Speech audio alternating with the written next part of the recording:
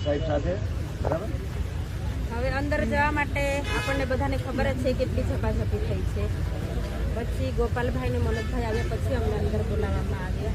ત્યાં અંદર ગયા પછી મોબાઈલ જપ્ત કર્યા અમારા. તો વકીલ સાહેબે દલીલ કરી કે તમે મોબાઈલ જપ્ત કરો છો એ આરોપી છે, તો તમે મોબાઈલ જપ્ત કરો છો તો પોલીસ કર્મીની આ ભૂલ છે. કે હવે અમે પતિને મળવા માટે અંદર ગયા તો અમારો મોબાઈલો લેવાની જરૂર હતી એ લોકોની, છતાં પણ એ લોકોએ અમારા મોબાઈલો લઈ લીધા. વકીલ સાહેબે કીધું આપણે અંદર બેસીને ફરી પાછી આપણી વાતચીત કરીએ. ત્યારે પછી પોલીસે અમને પાછા મોબાઈલો આપ્યા. પછી અમને મળવા માટેનો ટાઈમ આપ્યો. સાહેબ સાથે બેઠા, અમે વાત કરી અને નર્મદા પોલીસ અહીંયાથી બરોડા મોકલે છે. કેમ કે આપણી બધાની બીક લાગે છે નર્મદા પોલીસને કે પોલીસ સ્ટેશનનો ઘેરાવો કરશે, એવી રીતના અહીંયાથી બરોડા મોકલે છે. એટલે આપણે બધાએ બરોડા જવાની પણ તૈયારી રાખજો, કેમ કે આપણે બધાએ બરોડા પણ જવાનું છે. એ લોકો આપણાથી ડરે છે એટલે આપણે ડરાવાના જ છે. અને એ લોકો આપણને લાઠીચાર્જ કરીને બીવડાવે છે ને આપણે કોઈએ બીવાની જરૂર નથી. આપણે જેલ ભરો આંદોલન પણ કરવા તૈયાર જ છે. એટલે જ્યાં સમગ્ર ગુજરાતમાં જ્યાં ચૈતરભાઈની જરૂર પડી હતી ત્યાં ફેમિલીને છોડીને ત્યાં આવતા હતા લોકોના પ્રશ્નો સોલ્વ કરવા માટે. એટલે મને મારી ગુજરાતની જનતા પર પૂરો વિશ્વાસ છે કે આજે ચૈતરભાઈને તમારી જરૂર છે, એટલે તમે બધા અમારા સાથ સહકારમાં આવશો એવી હું આશા રાખું છું. અને અત્યારે એમને બરોડા જેલમાં લઈ જાય છે અને એ પણ પાછળના રસ્તેથી લઈ જાય છે. કેમ કે આપણે અહીંયા બધા ઊભા છે મળવા માટે, એટલે એ લોકો પાછળના રસ્તેથી લઈને બરોડા સબ જેલમાં લઈ જાય છે. તો દર્શક મિત્રો, ખાસ કરી વાત કરવામાં હું વડોદરાથી સ્પેશિયલ અત્યારે આવ્યો છું. ઇસે મીડિયા તરીકે નહીં, એક માણસાઈ તરીકે, કારણ કે મને ખબર છે અત્યારે કે ચૈતરભાઈ વસાવા જે છે અત્યારે તે સાચા માટે લડી છે. તમે સમજો સાહેબ.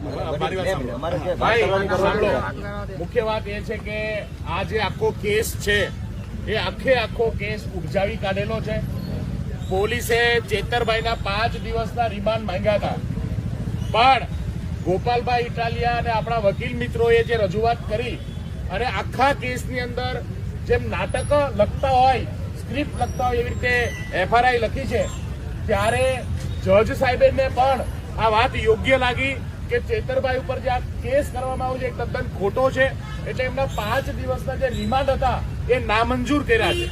જે આરોપ લગાવ્યો છે એ આરોપ તદ્દન પાયાવિહોણો છે. એ કોર્ટે પણ માન્ય રાખ્યું છે. એટલે કે સત્યની જીત થઈ છે. રિમાન્ડ નામંજૂર થયા એ આપણી પહેલી જીત છે.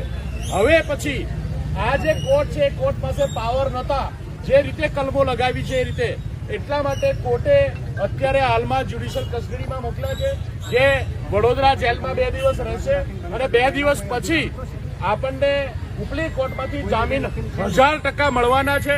અને આપણે એમનું ભવ્ય સ્વાગત સાથે ફરીથી ચેતરભાઈ જનતાની વચ્ચે આવી અને જનતાની લડાઈ લડવાના છે.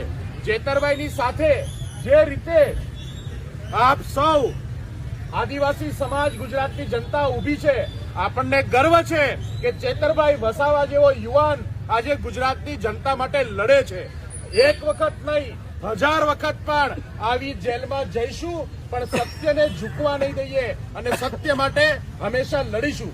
હું ચેતરભાઈના પરિવારને, ચેતરભાઈના તમામ સાથી મિત્રોને અભિનંદન આપું છું કે જનતાની જે લડાઈ તમે લડો છો એ લડાઈ માટે આમ આદમી પાર્ટી અને ગુજરાતની જનતા આપ સૌ માટે ખૂબ ખૂબ આભારી છે અને સૌને અભિનંદન આપે છે.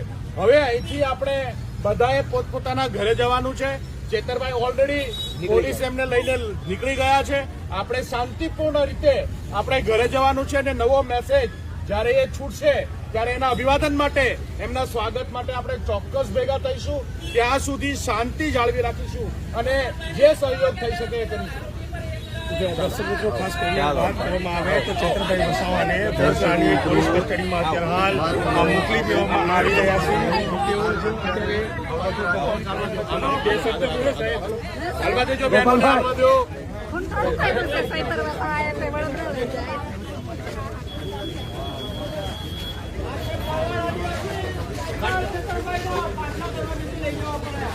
જય જોહર.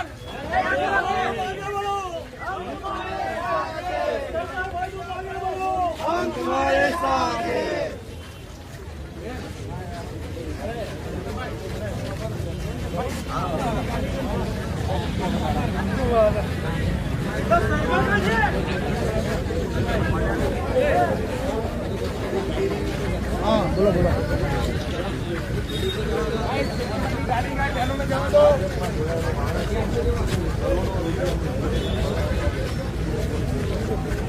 ભાજપમાં જોડાયેલો માણસ દારૂ વેચશે, જમીનો પર કબજા કરી લે, ગેરકાયદેસર કામકાજ કરશે, પણ ભાજપમાં નહીં હોય અને ચૈતર વસાવા હશે, વિરોધ પક્ષમાં ધારાસભ્ય પણ હશે, જો અવાજ ઉઠાવશે ભ્રષ્ટાચાર સામે, ખોટું થતું હોય તે અવાજ ઉઠાવશે, જનતા માટે બોલશે, તો મામૂલી કેસમાં પણ પોલીસ પકડી અને જેલમાં પૂરશે.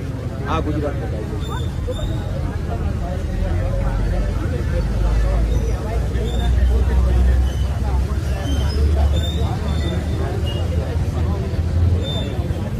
મૂળ મુદ્દો એટલો છે કે ગુજરાતમાં બળાત્કારીઓ, ડ્રગ્સ વેચવાવાળા, દારૂ વેચવાવાળા, સરકારી અનાજ ખાઈ જવાવાળા, જમીનો પર કબજા કરવાવાળા, ઊંચા વ્યાજે રૂપિયા આપી અને આત્મહત્યા કરવા મજબૂર કરવાવાળા, એને પકડવાનો કમલમમાંથી ફોન કેમ નથી આવતો?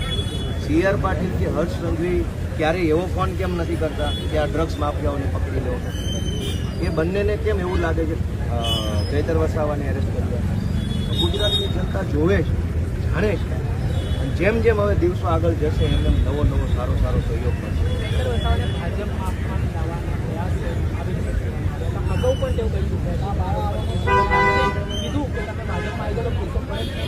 ગુજરાતમાં જ્યારે પાટીદાર આંદોલન હાલતું હતું ત્યારે હાર્દિક પટેલ ઘરથી બહાર નીકળે ને તો પોલીસ એરેસ્ટ કરે.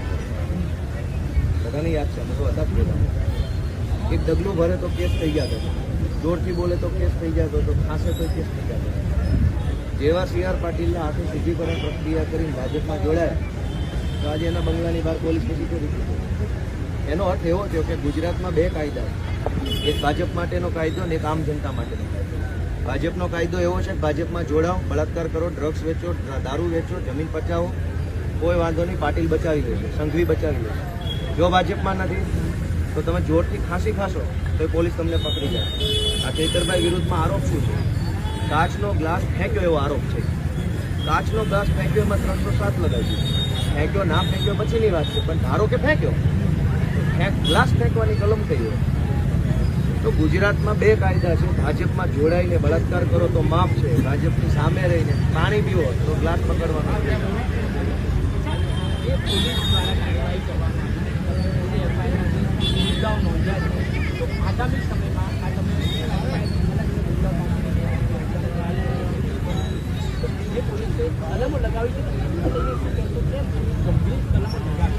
જો એક બે વાત છે, અમે રાજકીય લડાઈ લડીએ, અમે સરકાર બદલવાની અને સરકાર બનાવવાની લડાઈ લડીએ. એમાં અમારી સામે કાનૂની પડકારો ઊભા થાય. ફરી આ લખ્યું, ફરી આ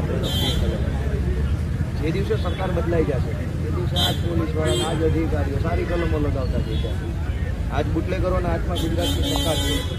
પોલીસે મજબૂરી બુટલેગરોનું માન રાખવું પડે. જે દિવસે અમારા જેવા ભણેલા ગણેલા માણસો સરકારમાં આવશે, ચૈતરભાઈ જેવો ભણેલ માણસ, પ્રવીણ રામ જેવો ભણેલ માણસ, રાજુ બરોડા જેવો માણસ, ગોપાલ ઇટાલિયા જેવા લોકો સરકારમાં આવશે તો પોલીસ સારી કલમો લગાવશે, સાચી કલમો લગાવશે. આજ બુટલેગરો ના કહેવાથી ખોટી કલમ લાગે.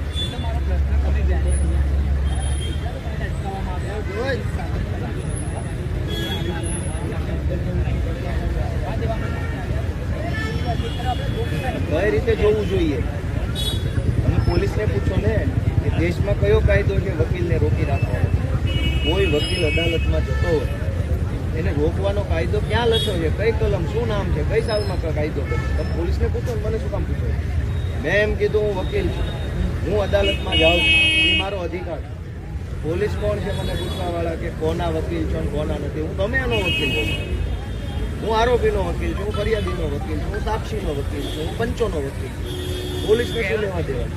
એવું કોણે એને હક આપો પૂછવાનું? તેમ પૂછે કોના વકીલ છે? અને અદાલત કોની છે? ભાજપની અદાલત છે કે સરકારની અદાલત છે?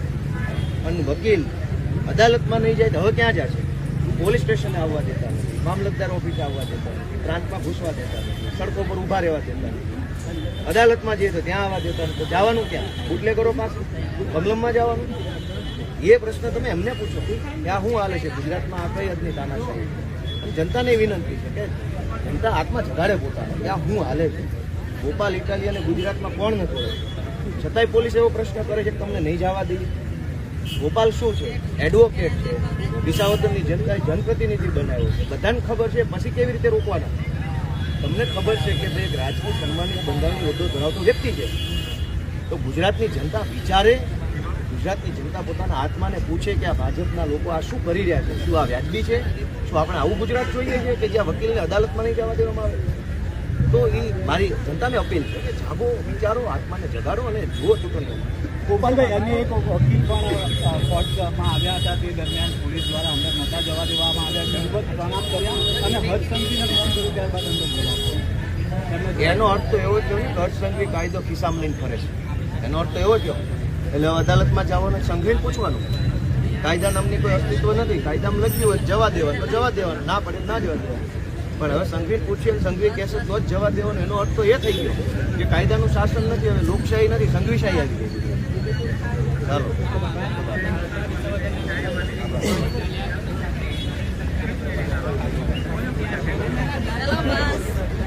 ચાલો.